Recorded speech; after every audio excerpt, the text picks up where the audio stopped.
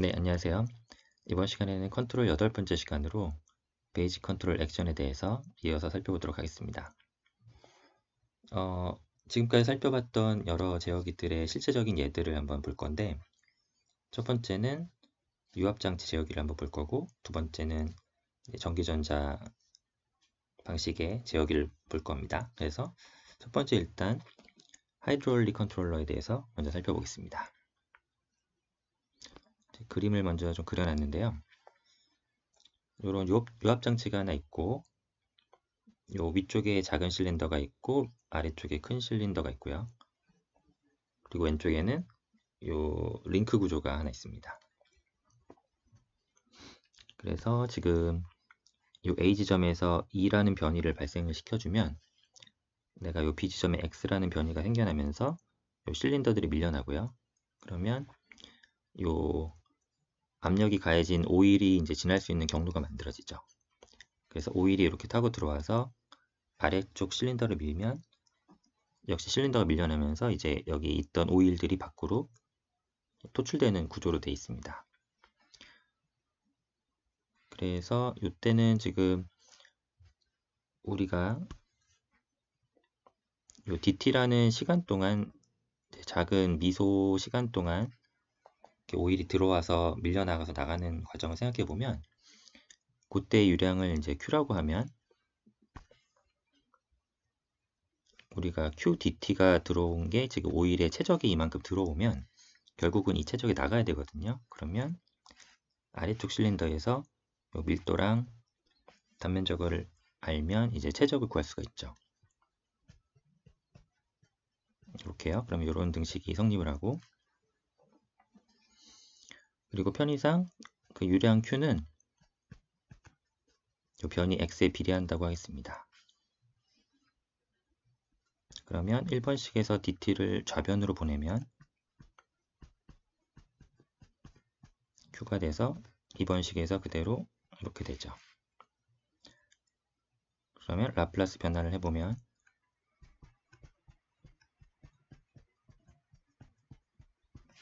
이렇게 돼서 X와 Y의 관계는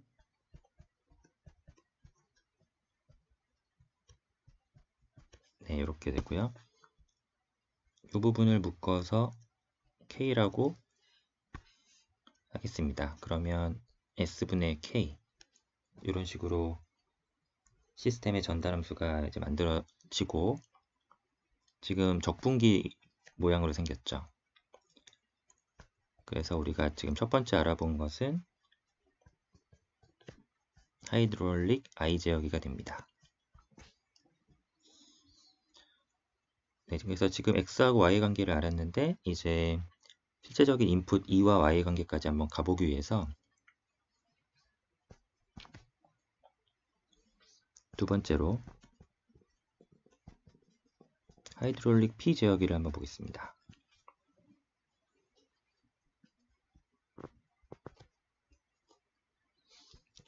지금 링크가 ABC 이렇게 되어 있고 A하고 B의 비율로 되어 있고요. A 지점에 2라는 변이를 주면 B 지점에 X, C 지점에 마이너스 방향으로 Y라는 변이가 생기죠. 그럼 우리가 지금 선형 시스템을 다루기 때문에 이거를 다 중첩으로 좀 생각을 해볼 수가 있습니다. 이 링크는 지금 플로팅 돼 있어서 좀 이렇게 붕 떠 있거든요.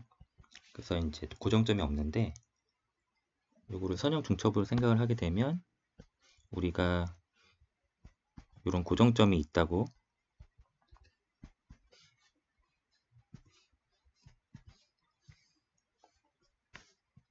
생각을 하고 두 개를 이제 더해서 똑같은 효과를 만들 수가 있습니다. 그러면 내가 2를 밀었을 때 x만큼 밀리고요. 이쪽은 내가 y를 반대 방향으로 밀었을 때 요 x가 반대 방향으로 이렇게 생기겠죠. 이 두 개가 더해져서 이제 링크의 이런 운동을 나타내게 됩니다. 그러면 내가 알고 싶은 x라는 변이는 요 이제 중학교 때 배웠던 요 삼각형의 비율에서 우리가 알 수가 있죠. 그러면 a 플러스 b분의 b 2가 되고요. 첫 번째는. 그다음에 두 번째는 부호가 반대니까 빼줄 건데 이때는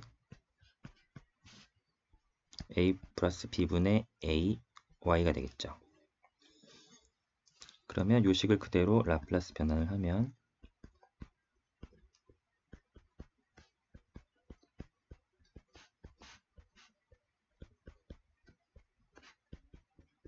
네, 이렇게 됩니다.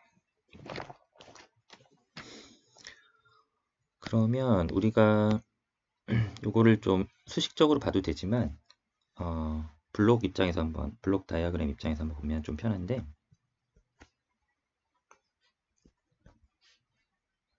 지금 ES가 A 플러스 B분의 B라는 블록을 한번 지나가고요. 여기에다가 요 텀은 더해지고 이제 빼지는 텀이 뭐냐면 A 플러스 B분의 A에다가 YS를 받아서 빼주는 구조로 되어 있잖아요. 그리고 이 두 개가 중첩돼서 XS가 나오는데 이 XS를 YS로 넘겨주는 전달함수가 아까 구한 S분의 K가 됐었죠. 네, 그래서 이러한 블록 다이어그램이 완성이 됩니다. 그러면 이제 최종적인 페루프의 전달함수를 볼 건데 먼저 A 플러스 B분의 B라는 블록이 앞에 있으니까 이건 곱해지고 이 뒤에 부분이 전형적인 페루프니까요. 이 전달함수를 1 플러스 K 오버 S A 플러스 B분의 A분의 S분의 K 이렇게 표현을 할 수가 있는 거죠.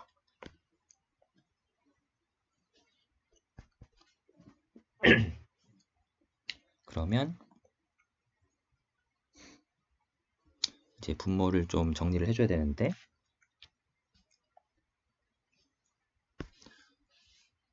여기 편의상 SS 이렇게 좀 곱해줘 볼게요. 그러면 요 밑에 텀들이 좀 정리가 되겠죠. 이렇게 해서 곱해 놓고 보면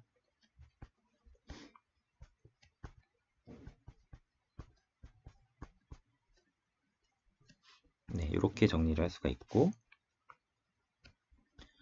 우리가 보통 요 K라는 개인은 크게 설정하기 때문에 요 앞에 텀보다 뒤에 텀이 훨씬 커지거든요. 그래서 요 앞에 텀을 그냥 날리면 결국에 A분의 B만 남게 되죠. 그래서 요거를 KP라고 놓으면 지금 인풋분의 아웃풋이 KP라는 개인으로만 표현돼서 지금 P 제역의 형태로 표현이 됐습니다. 그래서 이런 링크 구조에서 지금 인풋 아웃풋의 관계는 단순히 이 P 제역의 형태로 개인만 곱해지는 형태가 된 거죠. 네, 그러면 여기서 이제 또 한 단계 더 나가보면 댐핑을 좀 생각해 볼 수 있잖아요. 대시팟을 좀 보겠습니다.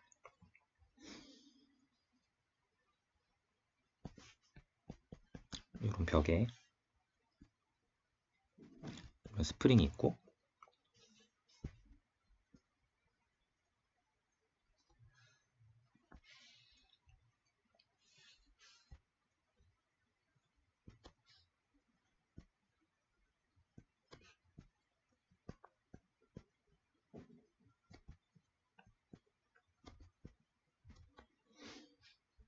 여기 실린더가 있어서 우리 요 댐퍼 구조가 이렇게 있고요.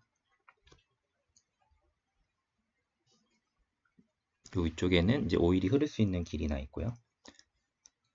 그러면 요 안쪽에 실린더의 변이를 X라고 놓고 요 통 본체의 변이를 Y라고 이렇게 놓습니다.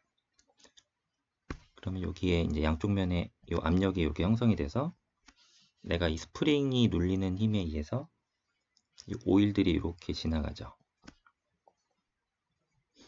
요 단면적은 A라고 놓고요.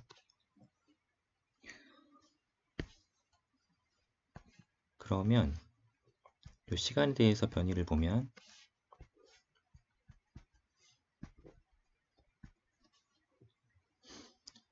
내가 x를 이런 스텝 펑션으로 이렇게 인풋을 가해주면 처음에는 y가 그대로 따라가지만 이 댐핑 효과 때문에 오일이 빠져나가면서 점점 y 변이는 줄어서 결국 제자리로 돌아오게 됩니다. 그래서 이 관계를 보면 지금 스프링에서 가하는 힘이 ky고 결국에 이 힘을 오일이 받기 때문에 P1 빼기 P2만큼의 이 압력이 단면적 A에 작용을 해서 이 등식이 성립을 하고요. 그 다음에 내 오일의 유량 Q라는 것은 이 압력차가 만들어내고 그때 여기에 밸브에 걸리는 이 저항으로 내 유량이 결정이 되죠. 그리고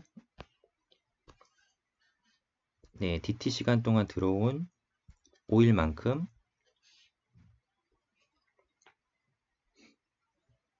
그러니까 내가 DT 시간 동안 이렇게 흘러나간 이 오일의 양만큼 뭔가 최적 변화가 생겨야 되는 거니까 단면적에다가 밀도를 곱하고 실제 발생한 변이는 dx로 밀었지만 dy가 또 발생을 해서 이 편차만큼 이렇게 해서 오일이 이동을 하겠죠. 그러면 dt를 이동시켜서 다시 보면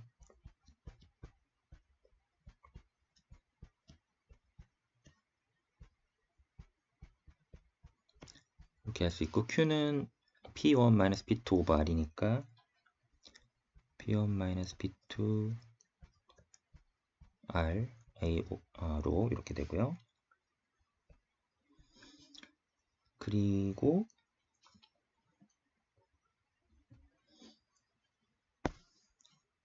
요 P1-P2가 A분의 KY니까요. KY고 A가 두 번 곱해지고 네, 이렇게 표현이 되네요.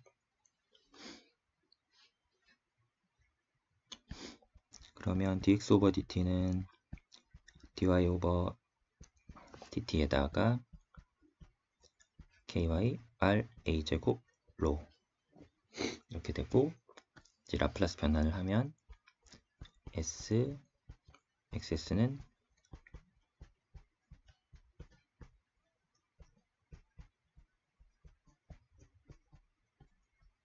이렇게 돼서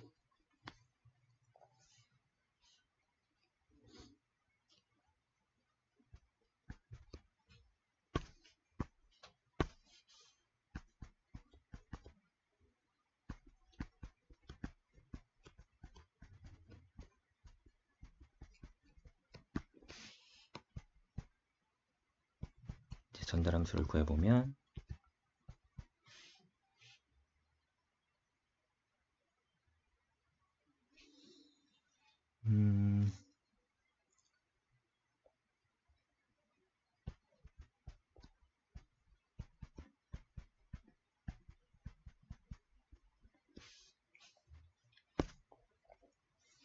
이렇게 돼서 이 부분을 t 플러스 1로 놓겠습니다. 시정수 t로 해가지고요. 그러면 이렇게 해도 되고 t를 곱해서 이렇게 표현해도 되고 뭐 이렇게 표현해도 되고요. 그러면 이 형태로 만들어 놓고 보니까 이제 또 형태가 보이잖아요. 지금 XS가 들어와서 YS로 나가는데 이 YS를 TS분의 1 블락에 곱해서 피드백을 주면 이 구조가 지금 이 전달함수가 되는 거죠. 한번 계산을 다시 해보면 이렇게 놓고 보면 1 플러스 TS분의 1분의 1 이렇게 딱 바로 나오잖아요. 그래서 이 댐퍼는 이런 블럭을 이제 나타내 줍니다.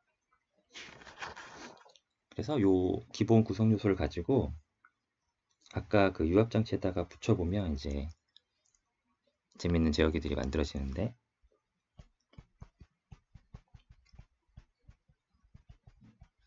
하이드롤릭 PI 제어를 한번 살펴보겠습니다. 그러면 지금 좀 부품이 필요하니까 좀 요거를 가져와 보겠습니다.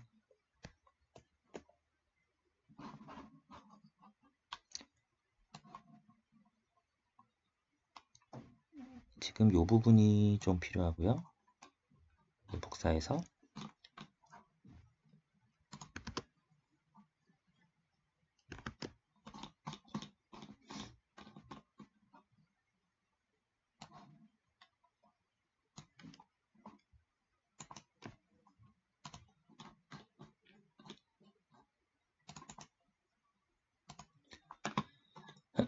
네, 요 유압장치를 하나 가져왔습니다.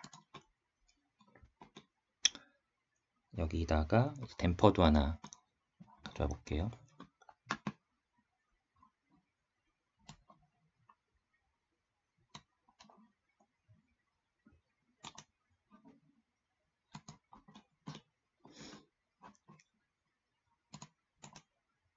붙일 건데 요 댐퍼를 좀 뒤집어 보겠습니다. 회전을 이렇게 하고, 원하는 거는 좌우로 한번 다시. 네. 그러면 이제 이렇게 생긴 댐퍼를 하나 놓고요.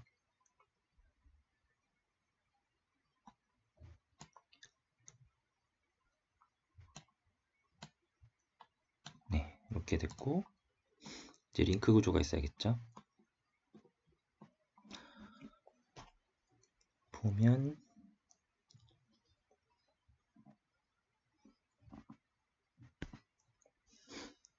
여기다가 쭉 링크를 달아서 여기랑 붙여 보겠습니다.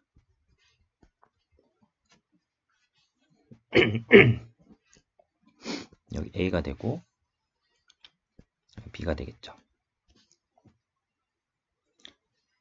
그러면 여기서 인풋을 이렇게 주겠습니다.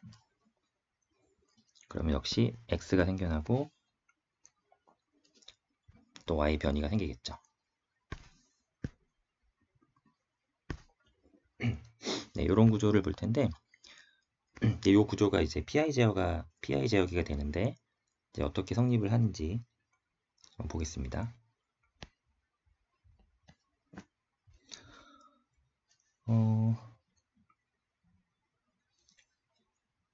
좀 복잡한데, 여기 요 지점에서 요 Z라는 변이가 이렇게 발생한다고 볼 거고요. 그러니까 Y로 밀었지만 중간에 댐퍼가 있기 때문에 요 끝단에서는 G로 또 변이가 발생을 합니다. 그래서 내가 스프링을 G라는 변이가 밀면 이 변이는 결국 이 댐퍼에서 요 밀어주는 압력이랑 평형을 이룰 거라서 이렇게 되고, 이때는 지금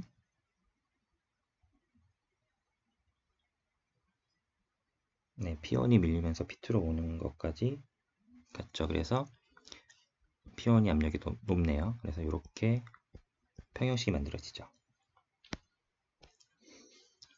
그리고 이때 Q는 네, 압력차를 가했을 때 이 저항으로 나눠서 Q가 구해주고요. 미소 시간 동안 이동한 유량은 그 밀려나간 오일의 최적이니까 역시 로 A에다가 dy를 밀었지만 dg가 또 밀리니까 요 상대적인 변이만큼 요 오일 최적에 나가죠. 그러면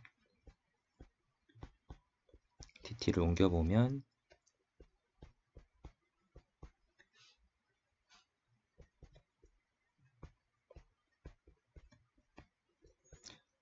Q는 P1, P2 나누기 R이니까 R 로 A. P1, P2는 A분의 KG니까 KG R 로 A 제곱. 라플라스 변환을 해보면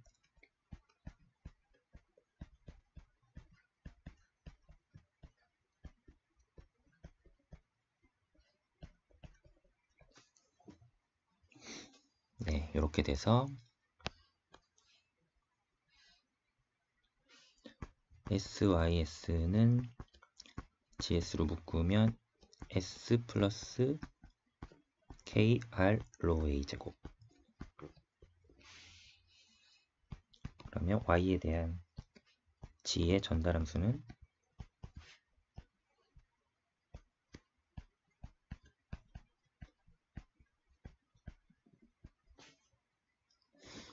이렇게 돼서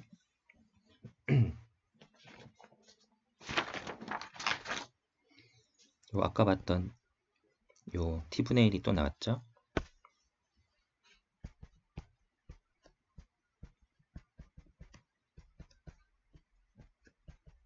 네, 이렇게 표현이 됐습니다. 그러면 이번에도 같은 방식으로 우리가 ES라는 인풋은 A 플러스 B분의 링크 구조에서 A 플러스 B분의 B를 블럭을 거쳐서 이제 더해져서 XS에 기여를 하고요. 또 여기서 피드백으로 이제 빼주는 값이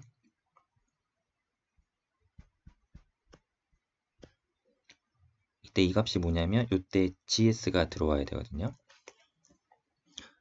왜냐면 위쪽에서는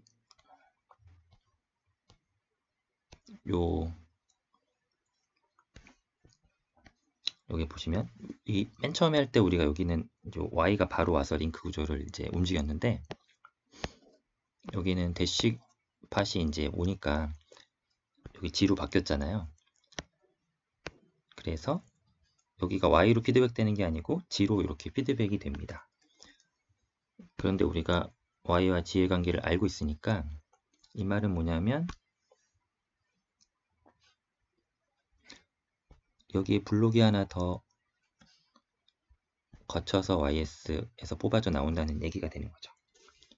그리고 X하고 Y의 관계는 S분의 K니까 이렇게 이어지고요.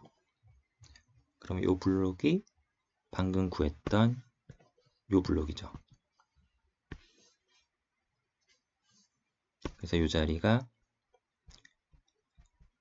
이렇게 들어오면 이제 블록 다이어그램이 완성이 되는 겁니다.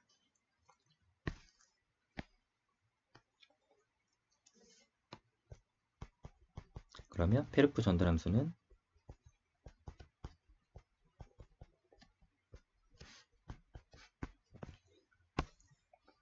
다시 이 페르프를 정리해 보면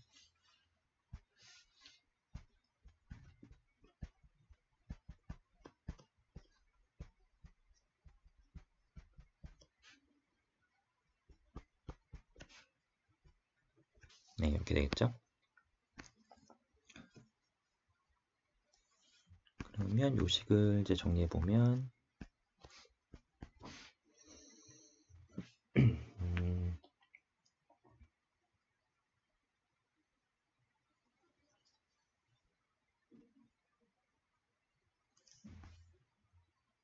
여기 좀 빠진 게 있네요. K 오버 S가 빠졌습니다. 역시 우리가 K는 크게 잡을 거라서 이 텀이 1보다 항상 크게 되죠. 훨씬 크게 되죠. 그래서 이 1은 없는 거고 없다고 칠 수 있고 그럼 요 식들만 남아서 이제 간단하게 소거가 되겠죠. 그러면 이 텀이 올라오고 K 오버 S는 서로 사라지고 이렇게 되니까 이제 이렇게 되네요. 그러면 우리가 아까 A분의 B는 비례계인 KP로 잡았고 요게 KP고, 시정수 t는 이때는 뭐 t, i로 똑같이 놓으면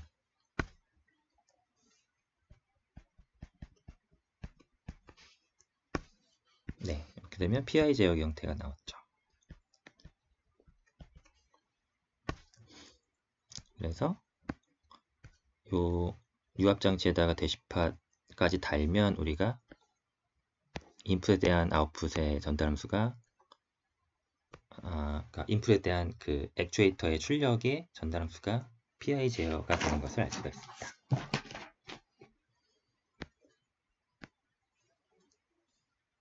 네, 마지막으로 그럼 pi 했으니까 이제 pd 제어를 한번 보겠습니다.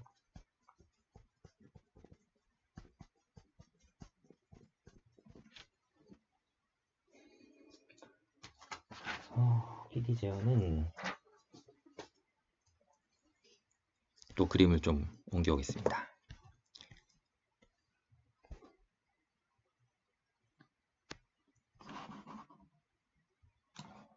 지금 유압장치가 하나 필요하고요.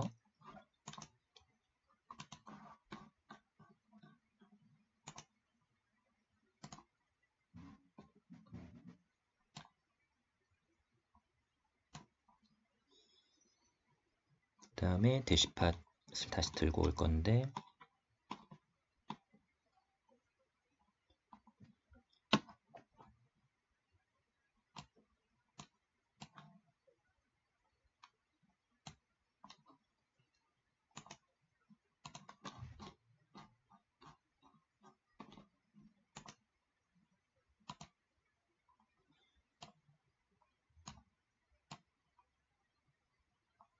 이렇게 붙이고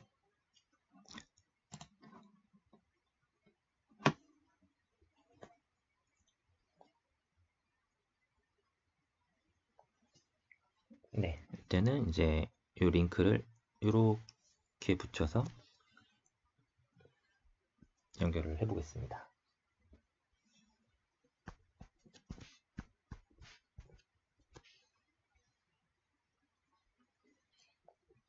여기서 E만큼 밀면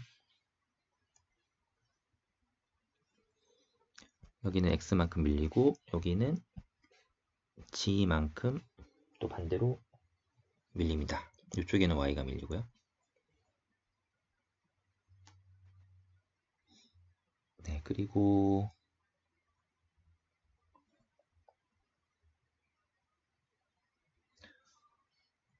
좀 고쳐줘야 되는데 여기를 이렇게 이어줄 거예요. 힘을 받아야 되니까. 여기가 지금 다 이어져 있죠. 그리고 이 댐퍼는 고정을 하겠습니다. 지면에. 그러면 자 지금 요 오일의 방향도 바뀌어야 돼서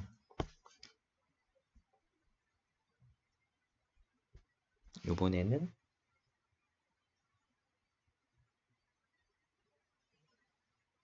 오일이 이렇게 밀려서 이렇게 나가야 돼요. 그래서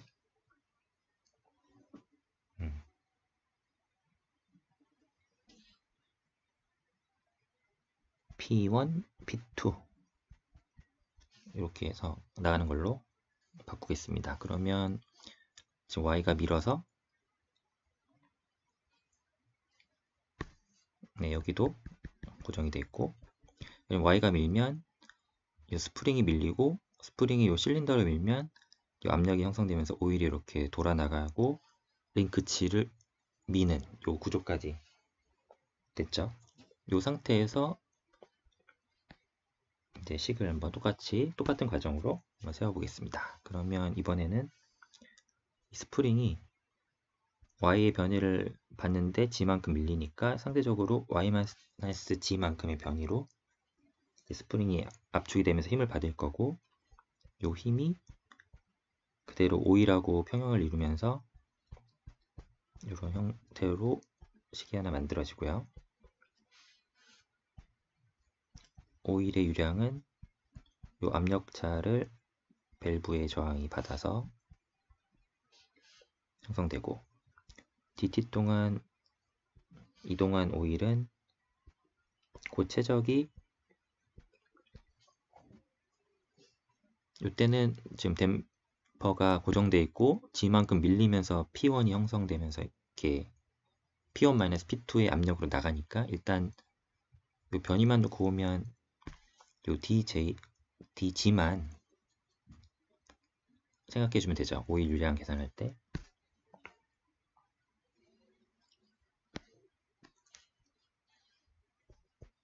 이번 식에서 y-g는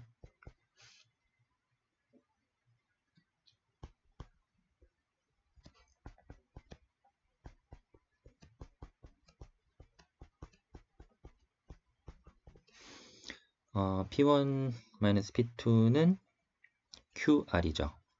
이번 식에서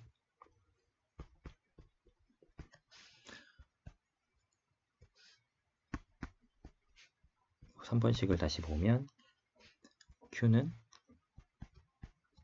rho A dg over dt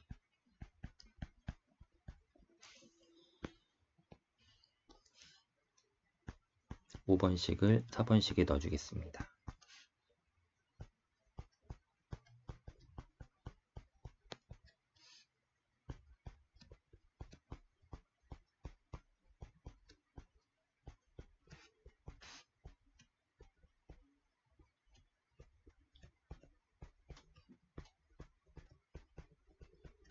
네, 어디서 많이 봤던 형태가 또 나왔죠. 이게 시정수 t죠.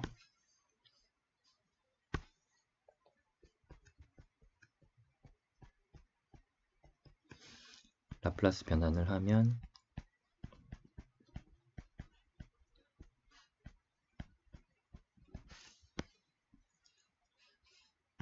전달함수를 구하기 위해서 GS를 묶어보면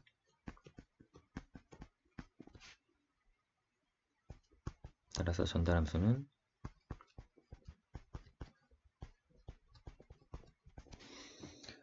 이렇게 됩니다. 그럼 이제 다시 블록 다이어그램으로 와서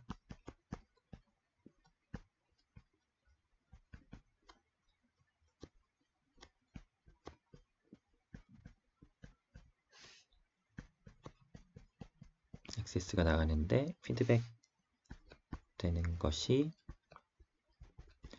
이렇게 해서 여기가 GS가 들어오죠. 그리고 이 GS는 이 아웃풋에서 피드백 되어 온 거에다가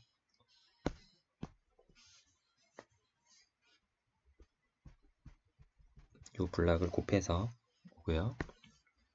이 XX는 S분의 K라는 시스템을 지나서 아웃풋으로 나가죠.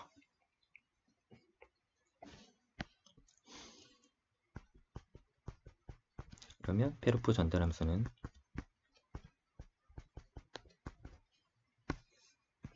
이 뒤에 부분을 간단하게 하면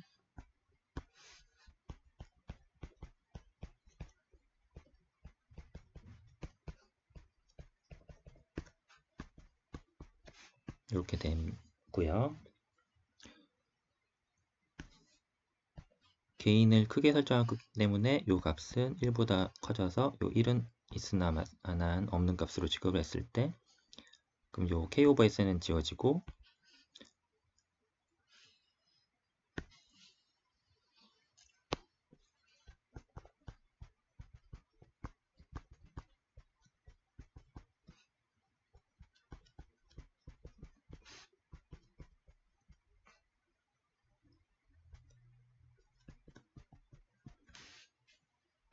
a분의 b는 kp니까요. 그리고 때 t는 지금 미분 제역의 형태니까 td라고 놓으면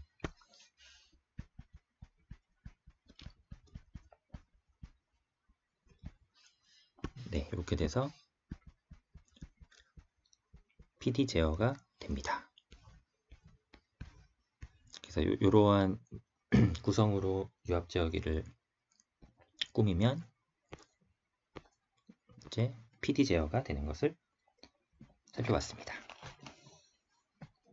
네, 이렇게 유압 제어기는 다 살펴봤고요. 이제 두 번째로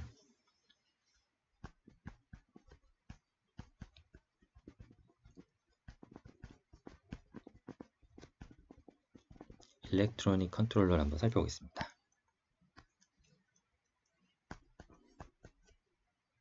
OP앰프를 살펴볼 건데요. 오퍼레이셔널 앰플리파이어 연산 증폭기 OP앰프를 볼 건데,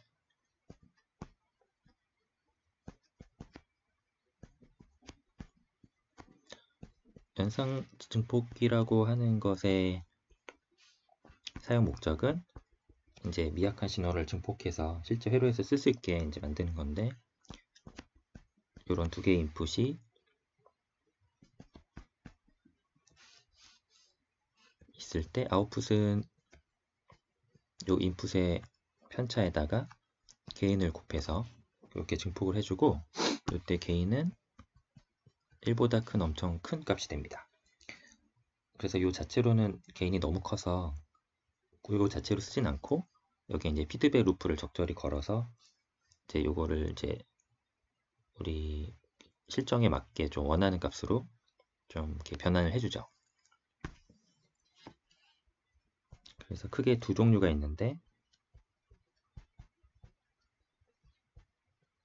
인버팅 앰플리파이어가 있고요, 넌 인버팅 앰플리파이어가 있습니다.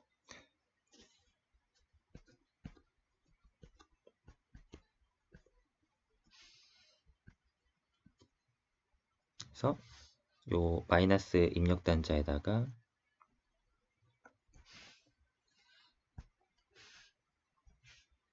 저항을 이렇게 연결해 줄 거고,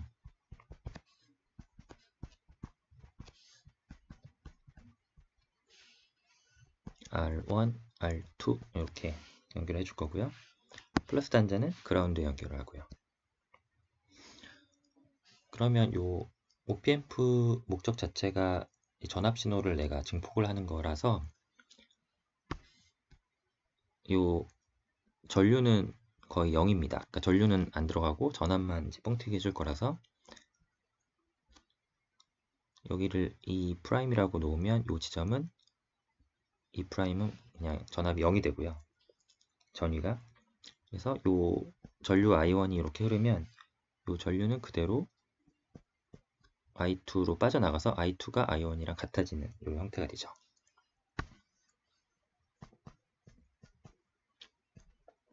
그래서 I1은 R1분의 EI 빼기 E 프라임, I2는 R2분의 E 프라임 빼기 E 아웃풋. 그런데 I1이 I2랑 같으니까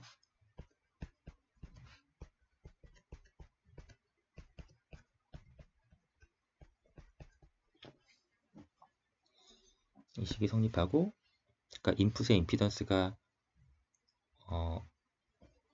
인풋에서 일단 전류가 안 들어온다고 했죠. 그래서 요 E 프라임은 다 0으로 놓습니다. 그러면 아웃풋은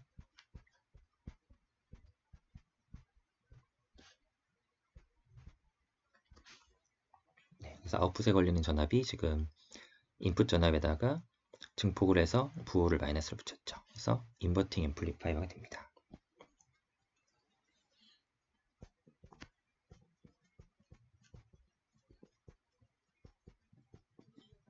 그러면 이번에는 부호를 바꾸지 않으면서 증폭만 하고 싶을 때가 있으면 이제 넌 인버팅 앰플리파이어를 쓰면 되는데,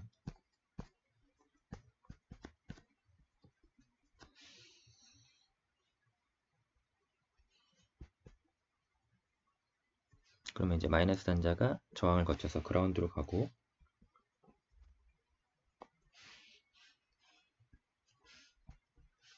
플러스 단자는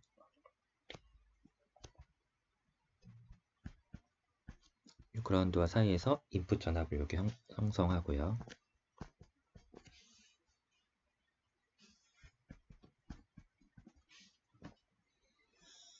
네, 그럼 이 상태로 살펴봐도 되지만, 좀 볼티지 디바이더로 좀 보는 게 좀 편해서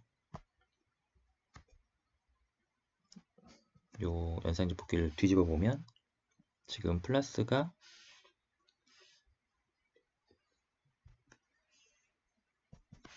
EI라는 전압으로 이렇게 형성이 되어 있고, 아웃풋이 이렇게 나갈 때 보면 지금 저항이 이렇게 두 개가 있고요. 요 마이너스 단자가 요 중간으로 이렇게 들어오죠. 이 두 개가 지금 등가이로인데,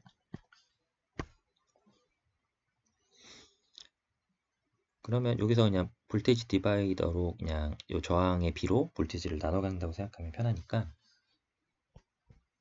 그럼 출력은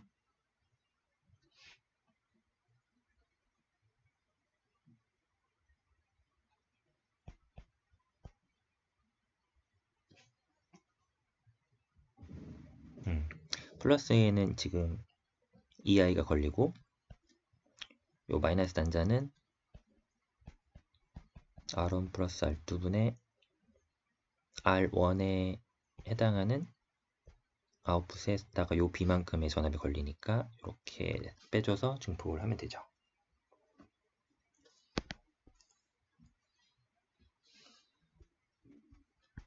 이렇게 묶어주면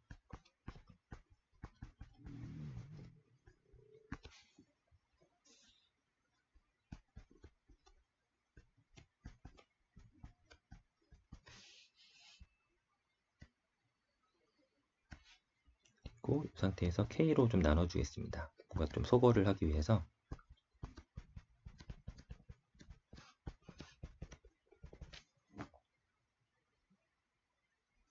네, 그러면 K가 값이 엄청 크다 그랬으니까 이 값은 이제 0으로 갈 거고, 따라서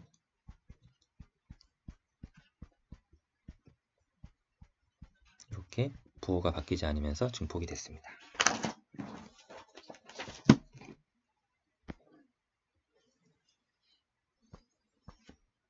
네, 그래서 전기 회로에서는 우리가 임피던스 어프로치를 하잖아요.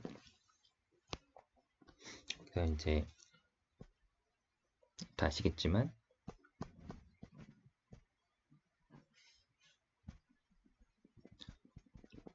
저항이 있고 캐패시터가 있고 인덕터가 있을 때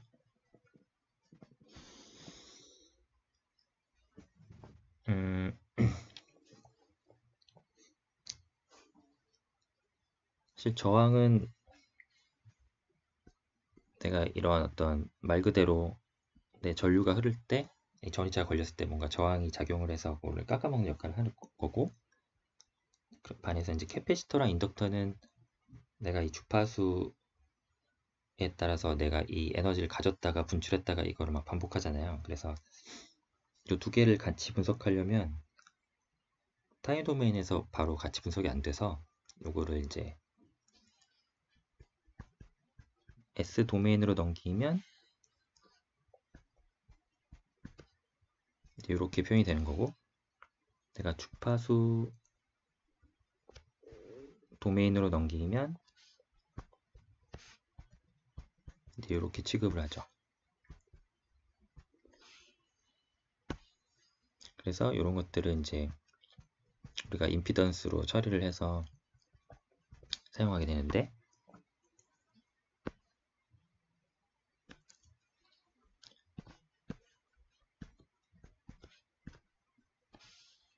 그래서 아까 뭐 저항이 됐던 캐패시터가 됐던 인덕터가 됐던 그냥 이렇게 임피던스로 생각을 해서 풀면 됩니다.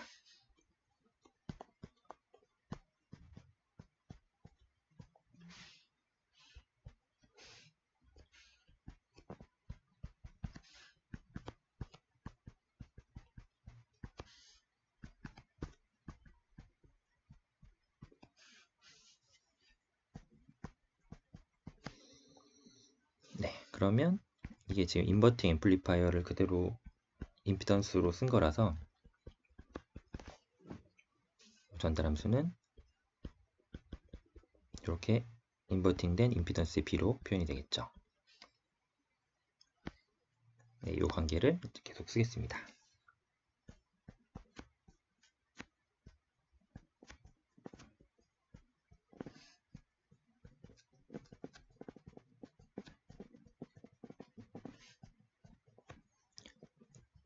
다음에는 이제 OPMP를 활용해서 이제 리드레그 네트워크를 만들 수가 있는데, 이제 결국에 이제 이게 S 도메인으로 분석을 해보면 내가 0점을 더 더해주거나 폴점을 더 더해주거나 그런 거라서, 그렇다는 얘기는 결국 이제 매그니튜드는 놔두고 이제 페이즈만 보면 내 페이지를 밀고 당기는 거라서 내 신호가 앞서거니 뒤서거니 하고 이렇게 되는 거잖아요. 그래서 그 관계들이 이제 리드 레그 네트워크가 되는데, 이 부분에 자세한 거는 이제 뒤에서 계속 다룰 건데, 이제 오늘은 이제 컨셉만 좀 보고 넘어가겠습니다. 그래서 어떤 신호를 이제 어떤 회로를 볼 거냐면,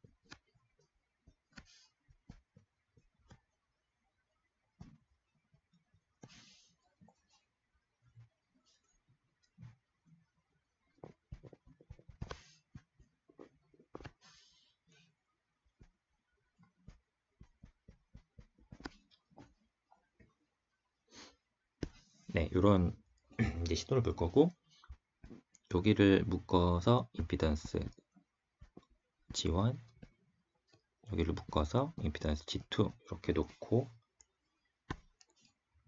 이제 해석을 해보겠습니다. 이 뒷부분은 단순히 내가 앞에서 사인이 뒤바뀌었기 때문에 이걸 다시 돌려주는 사인 인버터 기능을 위해서 요게 이제 따라 붙습니다.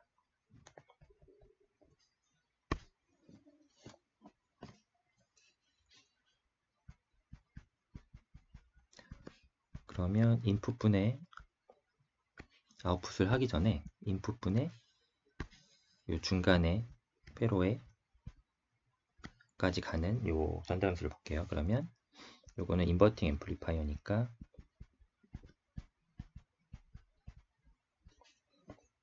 이렇게 되겠죠. 그러면 G1, G2를 먼저 알아야 되겠네요. G1은 지금 병렬이 돼 있으니까, 그 다음에 S, C1 이렇게 되겠죠. 따라서 G1은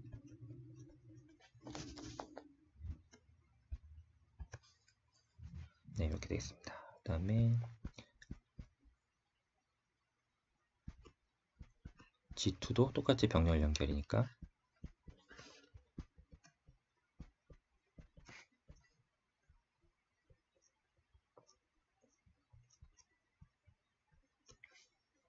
이렇게 되겠죠.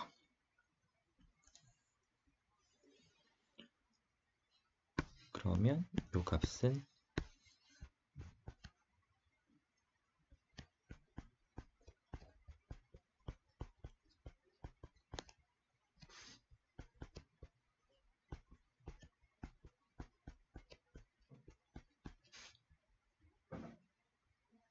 이렇게 돼서 정리를 해보면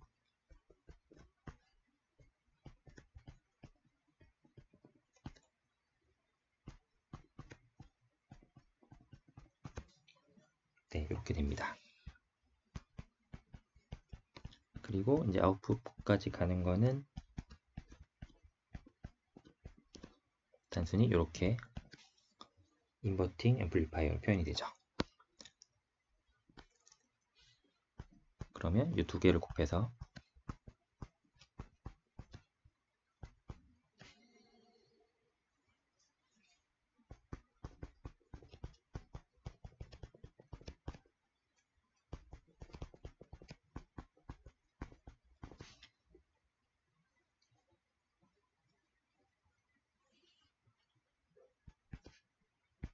이 식을 정리한 형태를 써주면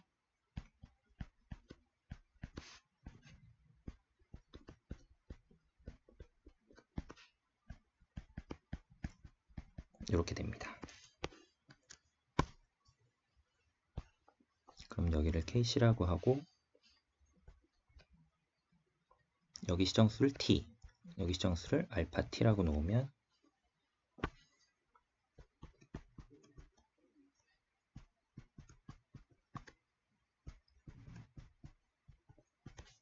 이렇게 되는 거죠.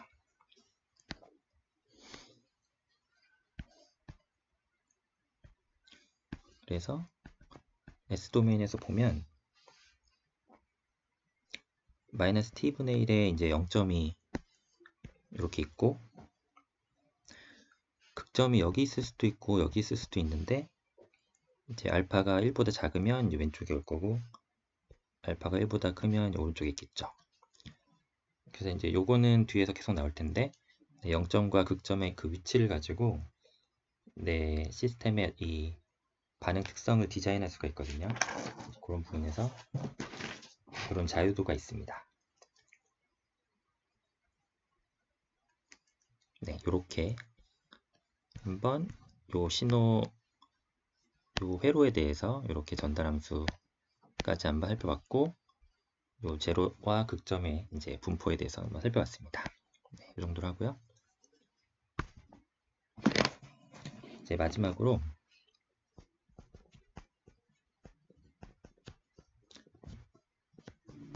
이 OPM프를 써서 PID 제어기를 한번 만들어 보겠습니다.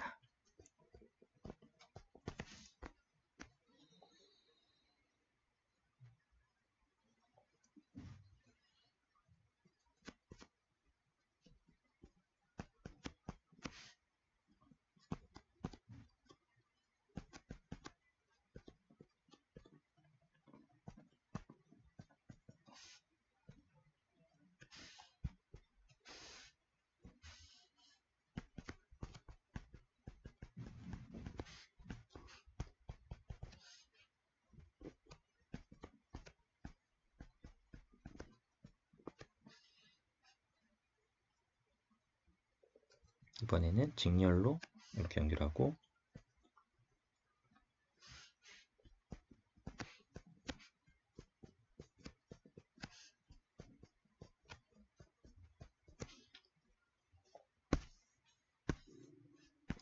여기를 G1, 여기를 G2 이렇게 놓고요.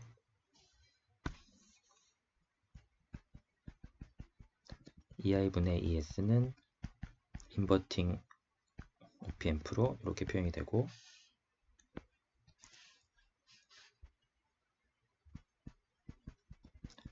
G1은 병렬 연결이니까 이렇게 돼서 이거는 루틴하게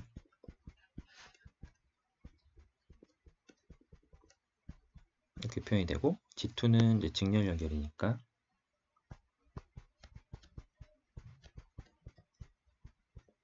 이렇게 돼서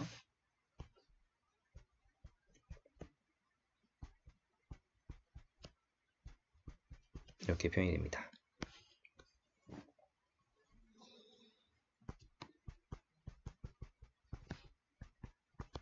그러면 EI분의 ES의 전달함수는 두 개를 이제 마이너스 G1분의 G2니까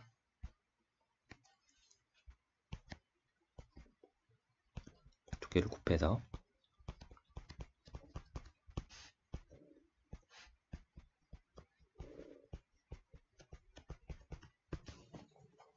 이렇게 표현이 되고요.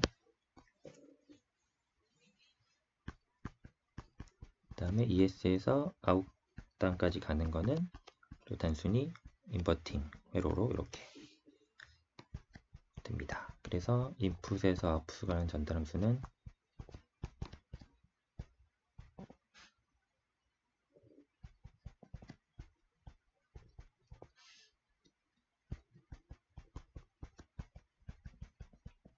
이렇게 표현을 하면 지금까지 구한 걸 다 모아서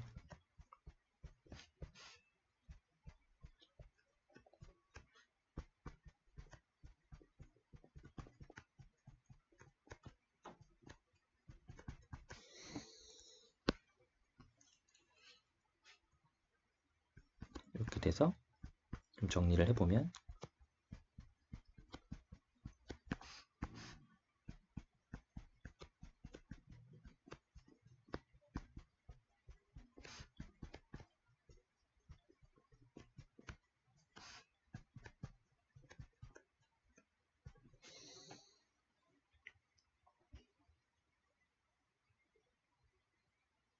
네, 이렇게 되는데 지금 PID 제어 형태로 표현을 하려고 하면 조금 요걸 바꿔줘야 돼요. 그래서 의도적으로 좀 항들을 정리를 해보면 이제 최종적으로는 이렇게 됩니다. 이거 각자 한번 해보시면 될 것 같습니다.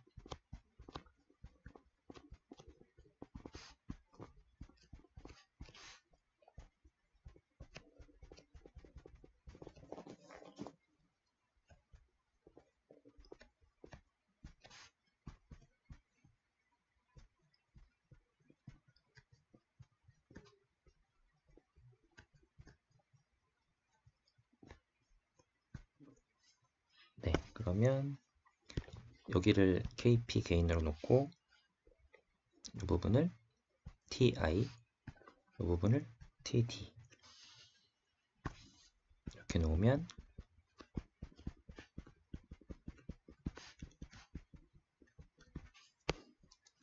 네, 이렇게 돼서 PID 제어가 됐죠.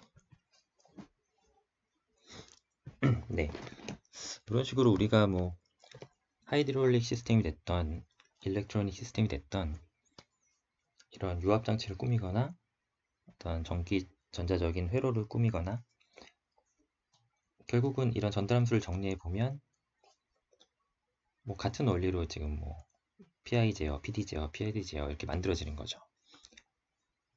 그리고 이때 이제 정의되는 시정수와 이런 개인 값들이 이제 시스템마다 다를 뿐이지 사실 그 원리는 같습니다. 그래서 우리가 보통 이렇게 공부를 해보면 뭐 기계면 기계, 전자면 전자, 뭐 열이면 열 이렇게 과목들을 이렇게 나눠서 배우는데 사실 이렇게 제어가 재밌는 것이 제어를 공부하다 보면 요 각 분야들이 다 이렇게 모이거든요. 그래서 결국은 하나의 식으로 표현이 됩니다. 그래서 이런 분야별로의 공통점들을 좀 체험하는데 이제 제어가 굉장히 도움이 많이 되고요. 반대로 제어를 한번 공부해 보면 또 각 분야로 다시 가서 그 이해가 좀 더 깊어지는 측면도 있는 것 같습니다. 네, 그래서 이렇게 좀 살펴봤는데 좀 하다 보니까 좀 내용이 길어졌네요. 네. 그래서 실제적인 어플리케이션에서는 이렇게 제어기를 꾸밀 수 있다. 이런 것들을 한번 보시면 좋을 것 같습니다. 네, 오늘은 여기까지 하겠습니다. 감사합니다.